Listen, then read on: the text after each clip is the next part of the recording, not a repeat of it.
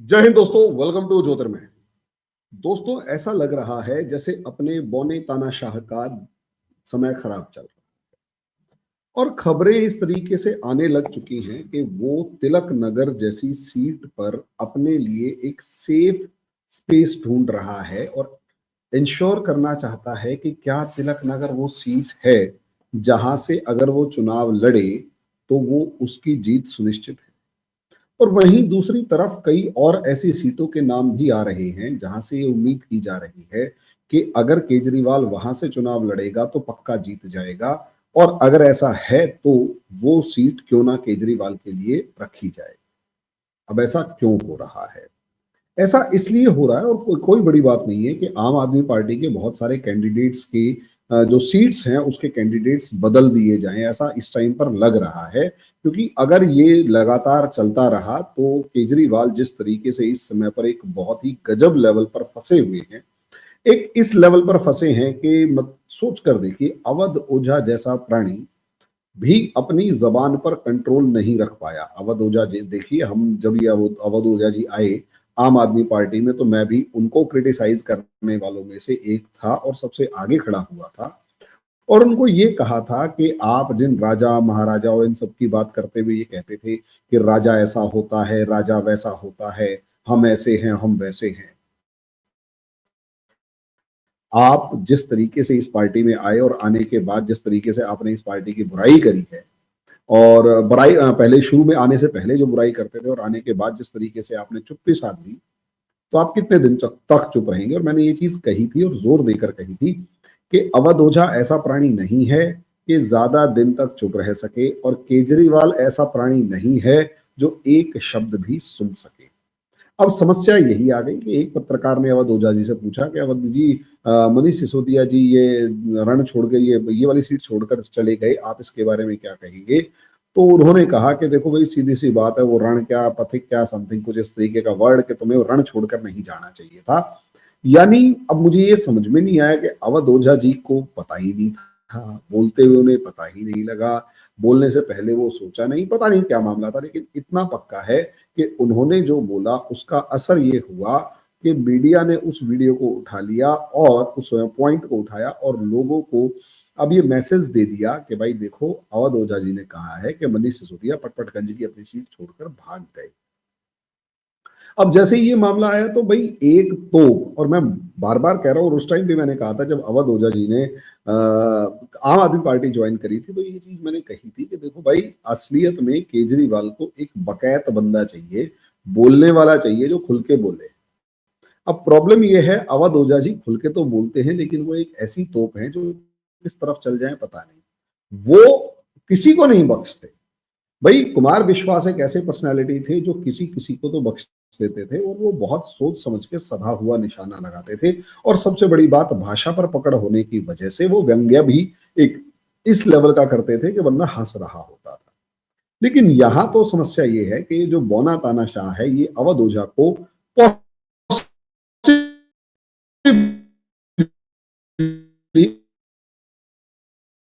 कुमार विश्लेषमेंट कामयाब आई, चुप नहीं रह पाए। और उन्होंने जिस तरीके से भाई अब बहुत ज्यादा दिन तक चुप ना रहने के बाद जिस तरीके से मनीष सिसोदिया की ही बखियां उधेड़ दी, या यूं कहें कि खाल उतार दी। अब मुझे नहीं पता कि ये चीज केजरीवाल के कहने पे के इशारे पर की गई, या ये काम जो है वो किसी और के इशारे पर कहा गया, या खुद ही वो फ्रस्ट्रेट हो गए हैं और अंदर ही अंदर उन्होंने कहीं ना कहीं अब इन सबको निपटाने की सोच ली। अब ये नहीं पता, लेकिन हाँ ये है कि कहां तो केजरीवाल अपनी सीट ढूंढने में लगे हुए हैं, क्योंकि वो कहीं ना कहीं लोकल वोट बैंक के वोटों के चक्कर में फंस चुके हैं। अब नजारा नजर आ रहा है, और जो स्टेप्स केजरीवाल की नजर आ रही है हमें वो समझना होगा। और इसमें अगर वो स्टेप्स तो समझूंगा समझेंगे, लेकिन अवध ओझा ने जिस तरीके से किया, वो पहला जो दाव था वो उल्टा पड़ गया। अब उसके बाद प्रॉब्लम यह है कि केजरीवाल इस समय पर एक पंचिंग केजरीवाल को एक पंचिंग बैग चाहिए। नॉर्मली कोई भी मूवी ऐसी होती ही नहीं है जिसमें कोई विलन ना हो, ऐसी कोई मूवी नहीं जिसमें कोई समस्या ना हो। कभी इमेजिन कर, आप कोई एक मूवी का नाम बताइए जो शुरू से लेकर आखिरी तक बड़ी अच्छी चली और उसके अंदर सिर्फ और सिर्फ खुशियां ही खुशियां थी, कॉमेडी मूवी नहीं होनी चाहिए, उसमें सिर्फ खुशियां ही खुशियां थी। ऐसी कोई मूवी हो ही नहीं सकती, क्योंकि उस मूवी में जिसमें सारी खुशियां हैं उसमें कोई हीरो होगा ही नहीं। उसमें कॉमेडियन हो सकते हैं, उसमें कुछ भी हो सकते हैं, उस पात्र के ऊपर हंस सकते हैं, लेकिन वो हीरो नहीं होते। हमें ये समझना होगा। लेकिन यहां अगर आप देखते हैं तो, और यही यहीं पर एक मूवी ऐसी है जिसमें कोई भी व्यक्ति है उसे संघर्ष करना पड़ रहा है, उसे लड़ना पड़ रहा है, वो किसी के विरुद्ध लड़ रहा है, किसी के अगेंस्ट लड़ रहा है, तो याद कीजिए उसे वो विलन, वो अपने आप को हीरो तभी प्रूव कर पाएगा जब कोई एक उसके सामने विलन खड़ा होगा। विलन जो देखने में बहुत तगड़ा होगा, देखने में बहुत खूंखार होगा, देखने में बहुत जिसे कहते हैं समाज का विरोधी होगा, गुस्सैल होगा, और वो विलन उसको अगर हीरो हराएगा, को जो भी उस विलन को हराएगा, उसकी प्रतिष्ठा जिसकी खराब हो, वही कहीं ना कहीं हीरो कहलाएगा। ये इस चीज को समझिए अच्छे तरीके से। ये चीज मोदी भी यूज करते हैं। मोदी जी अपने सामने कैलकुलेटेड मैनर में राहुल गांधी को खड़ा करके रखते हैं। राहुल गांधी या गांधी फैमिली बैशिंग मोदी जी खूब जम के करते थे। 2014 से लेकर 19 तक अगर आप देखोगे तो राहुल गांधी और सोनिया गांधी और करप्ट फैमिली के नाम पर मोदी जी ने जिस तरीके से हमले किए, जिस तरीके से आक्रामक रुख अपनाया, उससे साफ तौर पर नजर आएगा कि राहुल गांधी कहीं ना वो मोदी जी कहीं ना कहीं हीरो की फॉर्म में प्रोजेक्ट हो रहे थे।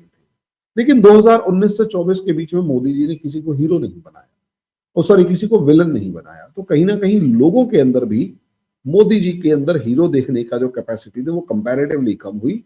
हालांकि उन्होंने राम मंदिर वगैरह बना दिया, सब चीजें थी, लेकिन कोई विलन खड़ा नहीं। अब क्योंकि कोई विलन खड़ा नहीं किया तो राहुल गांधी विलन बचे नहीं।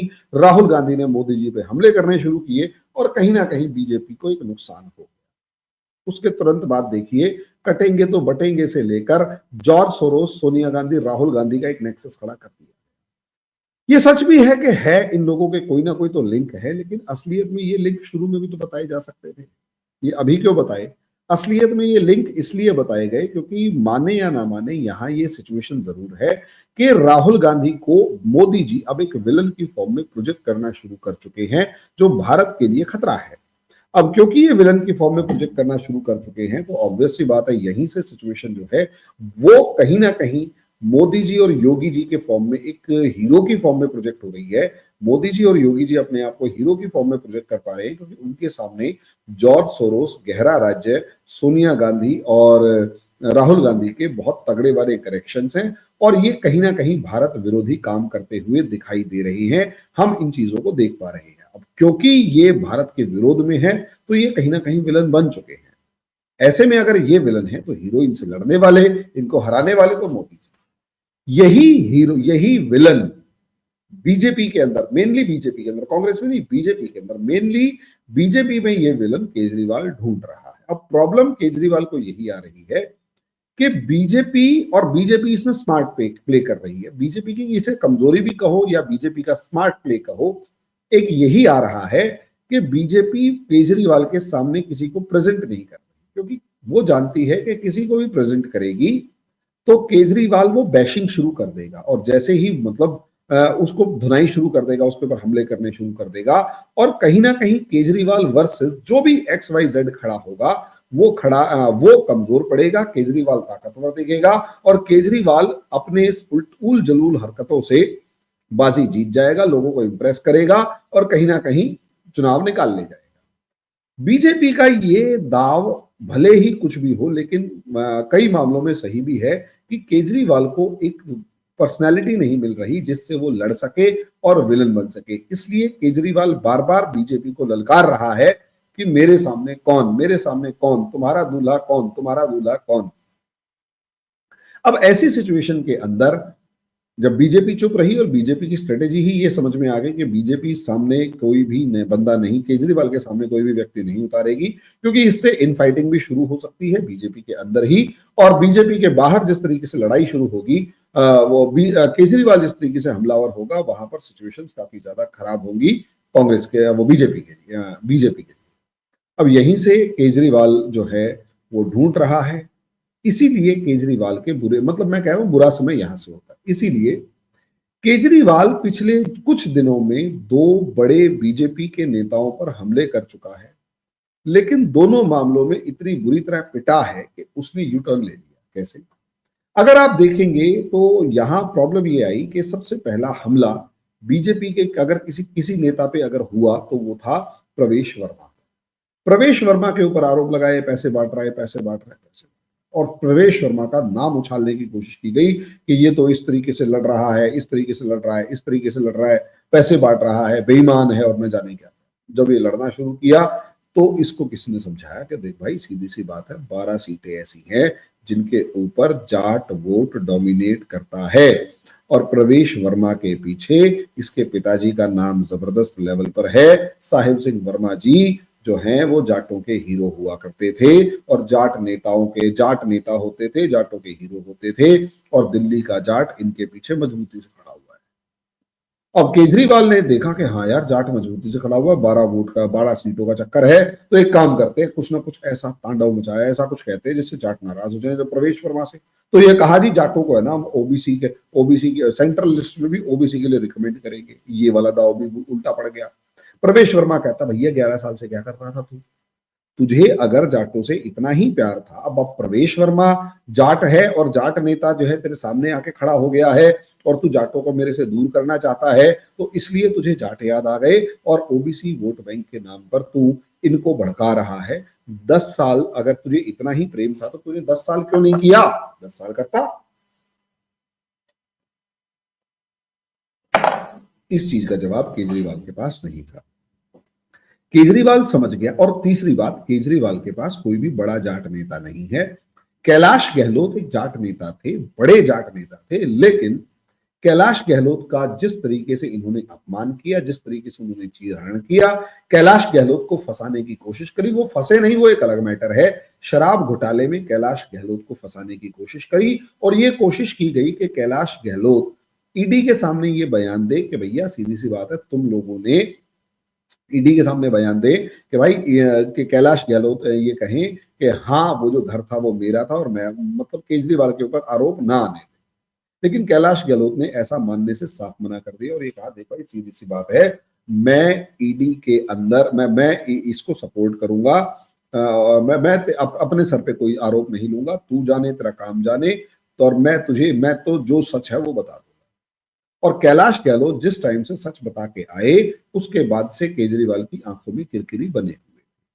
अब प्रॉब्लम यही है कि जाट नेता इसके पास कोई है नहीं, प्रवेश वर्मा खड़े हुए हैं और प्रवेश वर्मा जो धज्जियां उड़ा रहे हैं और नई दिल्ली सीट के ऊपर केजरीवाल के लिए खतरा हो चुका है। क्योंकि अब नई दिल्ली सीट, पहले तो केजरीवाल ने शीला दीक्षित को हरा गया जोश जोश में, उसके बाद नुपुर शर्मा को हरा दिया, ठीक है। लेकिन प्रॉब्लम ये आई थी कि जब नुपुर शर्मा को हराया उस टाइम पर कांग्रेस का कोई भी स्ट्रॉन्ग लीडर खड़ा हुआ नहीं था।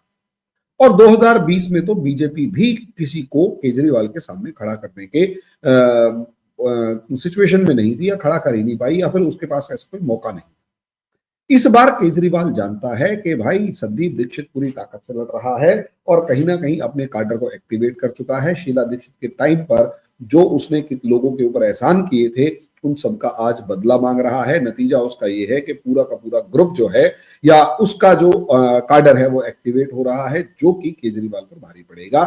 इसलिए केजरीवाल कैसे भी करके इससे निकलने की कोशिश कर रहे हैं, क्योंकि अगर संदीप दीक्षित को एक सिग्निफिकेंट नंबर में वोट पड़ा, मतलब 10, 15, 20 हजार वोट भी ले गया और प्रवेश वर्मा ढंग से इलेक्शन लड़ गया, तो केजरीवाल की इस बार हार निश्चित है। भाई अगर केजरीवाल हार गया तो इसकी पूरी पॉलिटी कोलैप्स कर जाएगी, पूरा पॉलिटिकल सिस्टम कोलैप्स कर जाएगा और कुछ समझ में नहीं आएगा कि हुआ तो हुआ क्या या कैसे हुआ। और यही एक बड़ा रीजन है कि केजरीवाल की हालत पतली है, इसलिए मैंने कहा तिलक नगर भाग रहा है। लेकिन अभी उसके बाद पता लगा कि नहीं नहीं नहीं, नहीं। उसके बाद जो रमेश बिदूड़ी हैं उन्होंने एक पंगा क्रिएट कर दिया। रमेश बिदूड़ी ने आतिशी मरलीना को उल्टा सीधा कुछ बोल डाल दिया कि तेरी ऐसे, तूने ऐसे किया, तूने ऐसे किया। अब जैसे ही प्रवेश वर्मा ने उल्टा सीधा बोल दिया तो रमेश बिदूड़ी ने उल्टा सीधा बोला, तो सारी की सारी आम आदमी पार्टी रमेश बिदूड़ी पे चिपट पड़ी कि इस रमेश बिदूड़ी को हम बताएंगे। अब जैसे ही रमेश बिदूड़ी के ऊपर चिपट पड़ी तो रमेश बिदूड़ी हंसने लग गए, हाँ भाई आजा तुम मेरे ऊपर चिपटो। मैं तो भाई वो एक हरियाणा वाली बात है कि हरियाणा के अंदर महिए चौधरी जा रहा था। अच्छा जाटों और गुजरों में दोनों में चौधरी होते हैं। तो अब जा रहा था तो सामने एक भूतनी आ गई तो कहती है, ओए रुक जा। चौधरी ने पूछा, हाँ भाई तू कौन? तो मैं भूतनी। चौधरी साहब कहते हैं, फिर आ जा, चपट जा, मजा सा आ जाएगा, देखी जाएगी जो होगा। वही हाल तो रमेश बिधूड़ी ने किया। रमेश बिधूड़ी बेचारे, और मतलब जो भी थे, इन्होंने अपना जोश जोश में दो चार बातें बोल दी तो कांग्रेस आम आदमी पार्टी चिपट पड़ी। रमेश बिधूड़ी जी कहते हैं, भाई अब तो चिपट जा, मजा सा आ जाएगा, आ जा भाई चिपट जा। और जैसे ही वो भूतड़ी चिपटी, मतलब ये आम आदमी पार्टी चिपटी, चिपटने की कोशिश करी, तो पता लगा वो रमेश बिधूड़ी अकेले रमेश बिधूड़ी थोड़ा है, पीछे 6 सीट ऐसी हैं जो गुजरों के वोटों के ऊपर डिपेंड करती है। भाई केजरीवाल की फिर हालत खराब की, भाई रमेश बिधूड़ी से भी हाथ जोड़ जाओ। अब प्रॉब्लम ये है कि उसके बाद केजरीवाल लड़े किससे? तो अब वो खाली पन्ना लेके घूम रहा है और हर जगह दिखा रहे हैं कि भैया आप ये बताओ कि मेरे खिलाफ कौन लड़ेगा, मेरे खिलाफ कौन लड़ेगा। बीजेपी कहती तू टक्कर मारता रहे, तेरे खिलाफ कोई नहीं लड़ेगा, तेरे खिलाफ खड़ी होगी बीजेपी। और मेरा ऐसा मानना है कि बीजेपी को ये दावा करना चाहिए कि हमारा एक एक विधायक केजरीवाल से भारी पड़ रहा है। केजरीवाल उस विधायक को चुने, उससे लड़े, और उसको वो हमारा कोई भी विधायक उठा ले, हमारा कोई भी विधायक केजरीवाल को चित करके चला जाए। जिस दिन बीजेपी ये दावा करने लग जाएगी, केजरीवाल की औकात ढीली हो जाएगी। और मेरे को ऐसा लगता है कि ये एक गोल्डन अपॉर्चुनिटी है केजरीवाल की औकात खत्म करने की, पॉलिटिकल माइलेज खत्म करने की। ये बहुत इंपॉर्टेंट है।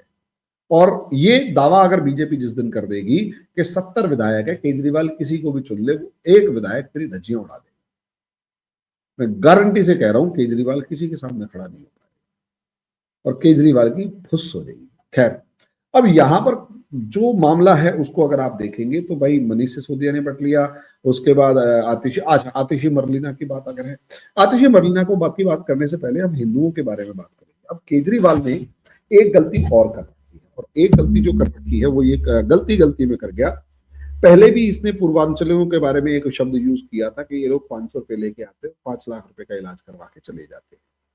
500 रुपए जेब में लाते हैं, 5 लाख रुपए का इलाज करवा के चले जाते हैं। फिर भी पूर्वांचलियों ने इसको बहुत ज्यादा सा परेशान नहीं किया, चलो ठीक है। उसके बाद जिस तरीके से कोरोना वायरस के टाइम पर इसने यूपी बिहार के लोगों को भागने पर मजबूर कर दिया, बैरिकेटिंग कर दी और उनको भगाना शुरू कर दिया कोरोना पीरियड में, ताकि इसको कुछ ना करना पड़े, ना ही मेडिकल इंफ्रास्ट्रक्चर के ऊपर खर्चा करना पड़े, ना और कुछ, और भगा दिया। मुझे ऐसा लगता है कि पूर्वांचली उसमें भी आगे निकल गई, कोई बात। जिस तरीके से इसने छठ माई के ऊपर मामला किया, और छठ माई के टाइम पर या छठ के पूजा के समय पर जिस तरीके से केजरीवाल ने एक काम किया कि बहुत सारी यमुना के अंदर प्रतिबंध लगा दिया कि आप में से कोई भी छठ पूजा यमुना में नहीं करेगा, एक बात। दूसरी बात, साफ तौर पर कह दिया, और मतलब ये बहुत जगह पे छठ पूजा मनाने से मना कर दिया, और जो पर्सनल एफर्ट भी कर रहे थे उनके ऊपर भी जाके अपनी अपनी फोटो खिंचवा कर आ गए। तो यहां पर भी जब केजरीवाल ने ऐसा किया तो भी पूर्वांचलियों ने इसे ओके कर दिया, चल ठीक है कोई बात नहीं। लेकिन जिस तरीके से पूर्वांचलियों का अपमान इस बार किया, और अच्छा उसमें प्रॉब्लम ये थी कि बीजेपी वाले कभी भी पूर्वांचलियों के मुद्दे को ज्यादा सा नहीं उठाते थे। इस बार केजरीवाल ने कहीं ना कहीं जिस तरीके से पूर्वांचलियों को फर्जी वोटर के फॉर्म में प्रोजेक्ट किया और ये कहा कि बीजेपी जो है वो फर्जी वोटर यूपी बिहार से मंगा रही है और वो पूर्वांचली है, तो पूरा पूरा पूर्वांचली जो है वो टूट गया। और यहाँ ये वेव, मैं 2-3 दिन पहले तक आप लोगों को कह रहा था कि केजरीवाल के खिलाफ ऐसी कोई वेव नहीं है, क्योंकि झुग्गी झोपड़ी का जो वोट है वो केजरीवाल को पड़ रहा है, और पूर्वांचल और झुग्गी झोपड़ी के अंदर या तो मुस्लिम रह रहा है या बड़ी संख्या में दलित और पूर्वांचली रह रहा है। अब क्योंकि दलित और पूर्वांचली भी यहाँ पर रह रहा है, तो यहीं पर केजरीवाल को वो वोटों का काफी ज्यादा उम्मीद थी, और कांग्रेस को वो वोट अगर नहीं मिलेंगे तो वो केजरीवाल को मिलेंगे, केजरीवाल ये मान रहा था। लेकिन पूर्वांचली वोट 24% है। अब उस 24% में से और यही वो पूर्वांचली वोट है जिसका लगभग 15%, ये वही पूर्वांचली वोट का वोट बड़ा परसेंटेज है जो मरने को मर जाएगा, लेकिन लोकसभा के अंदर बीजेपी को वोट देगा। यही कारण है कि 38% विधानसभा में जो वोट है बीजेपी का, वो लोकसभा के अंदर 56% हो जाता है। तो वो 38% में 56% जब जोड़ते हो तो असलियत में ये वो पूर्वांचली और दलित वोट होता है जो केजरीवाल के से खिसक के बीजेपी की तरफ चला जाता है, और बीजेपी 56% के अंदर लोकसभा के अंदर 56% वोट लेके लोकसभा के अंदर अपने विपक्षियों को बिल्कुल जिसे कहते हैं ना धो धो के मारती है, रगड़ देती है। अब प्रॉब्लम ये है कि यही पुरबिया वोट इस पे कंसंट्रेट किया गया, इसको अपनी तरफ विधानसभा में लाने की कोशिश की गई और एक मैसेज दे दिया गया कि केजरीवाल की कोई भी पॉलिसी है उसे वापस नहीं लिया जाएगा, बल्कि अच्छे तरीके से सुधार के लागू किया जाएगा। इस चीज का भी असर है। 2100 वाला अभी हालांकि बीजेपी ने ऐसा कुछ मास्टर स्ट्रोक नहीं खेला है, लेकिन हाँ, जिस तरीके से केजरीवाल ने अपमान किया, तो मेरा ऐसा मानना है कि 2100 रुपए महीने के देने के बाद जो केजरीवाल ने माइलेज गेन की थी एक स्टेटमेंट के बाद, वो हालत उसकी खराब हो गई है और वो वाली माइलेज उसकी खत्म सी हो गई है। अब ऐसी सिचुएशन में बीजेपी का जो मास्टर स्ट्रोक है वो है रोहिंग्या बांग्लादेशी। अब रोहिंग्या बांग्लादेशी के नाम पे अगर आप देखेंगे तो केजरीवाल फंस गया है। केजरीवाल के साथ प्रॉब्लम ये आ रही है कि मौलाना साजिद रशीदी अपने साथ कुछ मौलानाओं को केजरीवाल के घर ले जाके केजरीवाल को फंसा चुके हैं। क्योंकि अगर केजरीवाल, भाई मौलाना साजिद रशीदी कह रहे हैं हमें 17 महीने से तनख्वाह नहीं मिली। अब जो तनख्वाह नहीं मिली तो ऐसी सिचुएशन के अंदर मुसलमानों के पास ही मैसेज जा चुका है कि उनके मौलानाओं को केजरीवाल तनख्वाह नहीं दे रहा, और केजरीवाल क्योंकि तनख्वाह नहीं दे रहा तो प्रॉब्लम में है, मतलब मुसलमान गुस्से में है। ऐसे में केजरीवाल ने एक और जोश भरा कदम उठाया, क्योंकि केजरीवाल को लगा कि मौलाना साजिद रशीदी को और सारे मौलानाओं को कांग्रेस ने भेजा है और कहीं ना कहीं मुसलमान वोट कांग्रेस की तरफ अगर शिफ्ट हुआ तो उसका नुकसान केजरीवाल को ये होगा कि बीजेपी को वो हरा, मतलब उस मुसलमान वोट किसका, तो वो क्या करेगा केजरीवाल। ऐसी सिचुएशन में केजरीवाल ने वो सिंपल सा कोई भी प्लान बनाएगा, तो केजरीवाल ने एक प्लान बनाया कि क्यों ना हिंदू वोटों को अपनी तरफ लाया जाए। अब ऐसी सिचुएशन में वही आया कि भैया 18,000 रुपए दे देते हैं। अब जैसे 18,000 रुपए दे देते हैं तो हिंदू हिंदू भी सवाल पूछता है कि भैया 10 साल तक तू क्या कर रहा था। अब ये वही जाटो वाला सवाल कि भैया 10 साल तक तू क्या कर रहा था। अब ऐसे में केजरीवाल फिर फंस गया। अच्छा, प्रॉब्लम ये है इसमें, दूसरा डैमेज ये हुआ कि पहले जो मुसलमान होते थे वो इस लेवल पर वोट डालते थे कि कौन हमें बचाएगा, जो हमें बचाएगा या जो हमें सुविधा देगा हम उसे वोट देंगे। लेकिन आज का जो मुस्लिम वोट बैंक है उसका भी एटीट्यूड चेंज आया। अगर हिंदू का एटीट्यूड चेंज आया तो उससे पहले मुसलमान का एटीट्यूड चेंज आया। पहले मुसलमान वोट देता था कि एंटी हिंदू कौन है और बचाएगा कौन। बीजेपी ने कहा भाई अगर मुसलमान एक मुश्त वोट दे रहा है तो हिंदू भी एक मुश्त वोट दे। तो ऐसे में हिंदू जब वोट देने लग गया तो अब मुसलमान का एटीट्यूड हो गया है कि कौन हिंदू को कितनी ज्यादा गालियां बकेगा। राहुल गांधी इस चीज को समझ पा रहे हैं और यही कारण है कि राहुल गांधी ने खुलकर जिसे कहते हैं कि सपोर्ट करना शुरू कर दिया मुस्लिम्स को, और खुलकर कभी फिलिस्तीन का थैला लेके जा रहे, कभी कुछ कभी कुछ, और केवल मुसलमानों के वोट मुद्दे उठा रहे हैं। इससे मुसलमानों का कांग्रेस में कहीं ना कहीं बेस बढ़ा है, कहीं ना कहीं कांग्रेस के अंदर उसका विश्वास बढ़ा है। और केजरीवाल जब इस चीज को समझता है तो केजरीवाल ने एक और डिजास्टर्स स्टेप उठाया, पुजारियों और ग्रंथियों को 18,000 रुपए महीने की सम्मान राशि देने का। इससे केजरीवाल गलती जो कर गया वो ये कर गया कि केजरीवाल मुसलमानों को एक मैसेज गलती से दे गया कि मैं हिंदू विरोधी नहीं। अभी तक केजरीवाल खुलकर ये कह रहा था मैं वक्फ बोर्ड विरोधी हूं, मैं ये कर दूंगा, मैं वो कर दूंगा। अब केजरीवाल कहता है कि यार वो, अब मुसलमान कहता है केजरीवाल तो पागल बना रहा था, ये तो हिंदू विरोधी है ही नहीं और मुसलमान तो वोट ही उसको देगा जो हिंदू विरोधी होगा। अब ऐसी सिचुएशन में केजरीवाल ने ग्रंथियों और पुजारियों को 18,000 रुपए महीने की पेंशन देने का वादा करने के बाद जो 11 साल तक नहीं किया था वो अब कर दिया। इससे उसे लगा कि हिंदू वोट मिलेगा, लेकिन हिंदू वोट इतनी जल्दी केजरीवाल को ट्रांसफर नहीं होगा। पुजारियों और ग्रंथियों की पेंशन का जो तनख्वाह का जो सम्मान राशि का जो मामला था वो इतना इफेक्टिव नहीं हुआ। नतीजा ये हुआ कि ये मामला भी बैकफायर कर गया।